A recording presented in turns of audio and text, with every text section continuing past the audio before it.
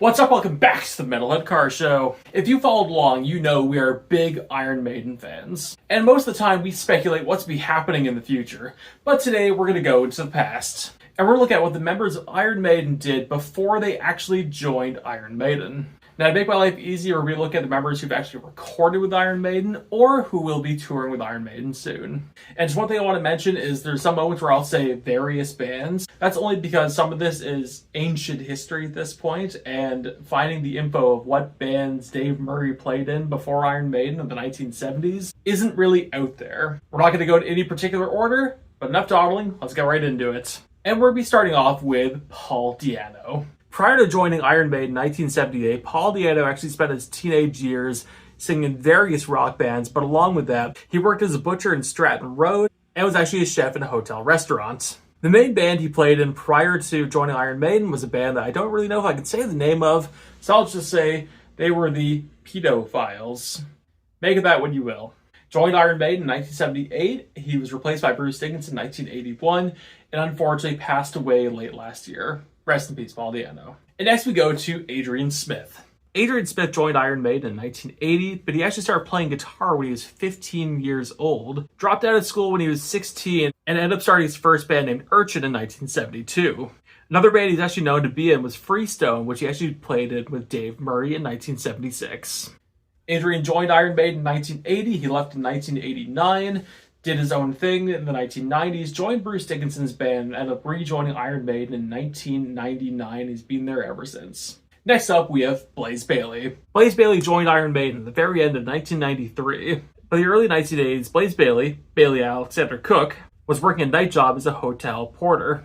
He watched reversals of bands who would do Sex Pistol covers at the times, and whilst he was doing this janitor job at this hotel, he decided he wanted to be a singer. He ended up joining Wolfsbane in 1984 and ended up leaving in 1993 to join Iron Maiden in 1993. After joining Iron Maiden in 1993, he ended up releasing 2 albums with the band, but he ended up being fired in 1998, but he's been doing his own solo thing ever since. Next we go to Yannick Gears. Yannick Gears joined Iron Maiden in 1990. But prior to that, Yannick graduated from English Brothers High School and as a sixth from college in the 1970s. He joined White Spirit in 1975, ended up leaving in 1981, and then joined Gillan in 1981 and left in 1982. After leaving Gillan in 1982, he went back to college to go get a degree in sociology and English, and then got back into the music in 1985, joining a band called, which if I butchered this word, I apologize, but in 1985 he joined Gog Magog, did my best, which that band actually had both Paul Di'Anno and Clive Burr in it, but joined Fish in 1990, Bruce Dickinson's solo band in 1990, and Bruce Dickinson actually got him into Iron Maiden in 1990, replacing Adrian Smith. So joined Iron Maiden in 1990 and has been there ever since.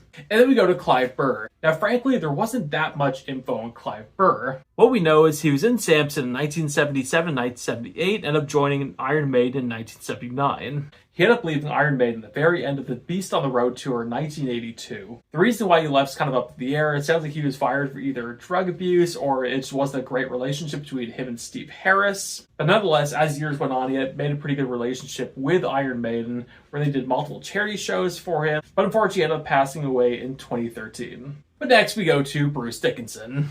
Bruce Dickinson went to Queen May College primarily for history. Whilst he was there, he got a degree in history, English, economics, and ended up getting really into Deep Purple.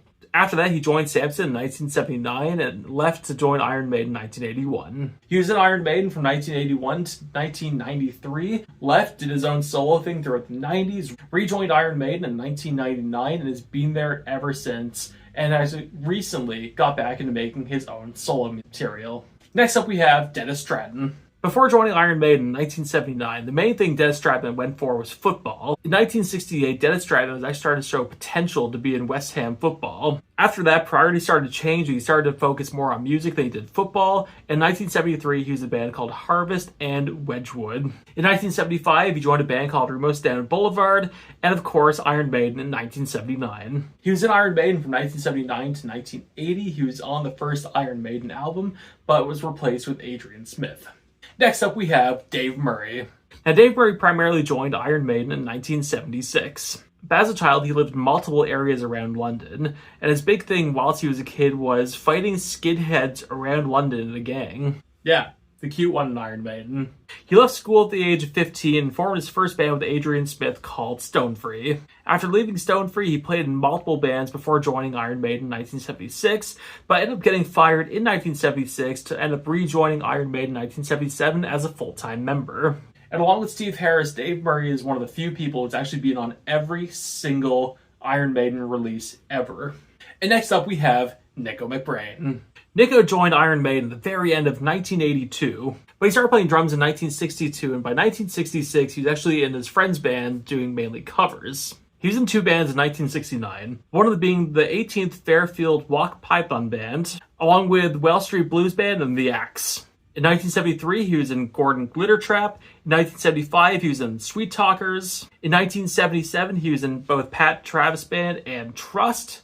In 1982, he joined Iron Maiden. His first release with Iron Maiden was in 1983 with the Peace of Mind album, and he was in Iron Maiden from 1983 to 2024. He does have his own solo band called Titanium Tart, and he has done kind of the odd, kind of cool drum thing here and there whilst in Iron Maiden. But in 2023, he had a stroke which severely limited him towards what he could actually do on Iron Maiden's Future Past tour. And by the time Iron Maiden got to North America on the Future Past tour, Nico decided it was time to retire from touring, making it official at the very end of the Future Past tour that would be the last tour he'd go out with Iron Maiden on. He's not retired from drumming, but he is retired from touring. Next up, we have Steve Harris. Now, Steve Harris created Iron Maiden on Christmas Day 1975. But as a child, his first interest was football, and the main thing he tried for was to get into West Ham. While he was a teenager, his interest changed towards music, and primarily rock and roll. He joined his first band called Similar February in 1974, quit after about 40 shows, and proceeded to start Iron Maiden in 1975, as mentioned. Started on Christmas Day 1975, and has been there ever since. Every single release, every single show, Iron Maiden is Steve Harris's band. And the last one, Simon Dawson. So whilst growing up, Simon Dawson played in multiple bands, and frankly too much to actually find info on. The first band he was mainly in for a long period of time was actually in 1989, where it's a British power pop band called the Outfields. In the early 1990s, he joined a band called Dearly Beheaded, but ended up quitting the Outfields in 2009 to focus on Steve Harris's British Lion. He joined Iron Maiden in 2024 as a touring member after Nico's retirement at the end of the Future Past tour. And the history from there hasn't happened yet. We'll be seeing Simon on the road with Iron Maiden this spring for the Run for Your Lives tour, and I'm looking forward to it. So that's what the guys in Iron Maiden did before Iron Maiden. I want to know, what do you think? This isn't the kind of video I usually do, but I want to know, were you into these sort of deep dive videos? If you are, I'll do more, but let me know in the comments. And also, were you surprised that sweet Dave Murray was in a gang when he was a teenager? Anyway, thank you all so much for watching. Like, subscribe, enjoy the view scene. I tend to post a couple times a week, and I'll see you later.